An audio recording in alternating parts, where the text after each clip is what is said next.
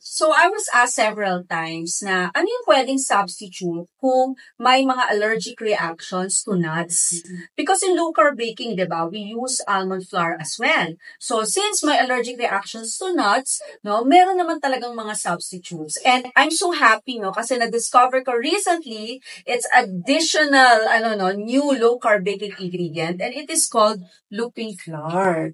And this is okay, shared to us by Perfect Match Low Carb Selections, and they're also offering this as one of their baking ingredients. And this is a great solution for people who has nut intolerance. And now, we just finished, no? I just finished creating this low carb carrot cheesecake bars using this flour. And grabe, iba yung texture niya. Okay, sobrang kapareho halos ng high carb flours, and very fine siya, okay, very airy, at masarap siya.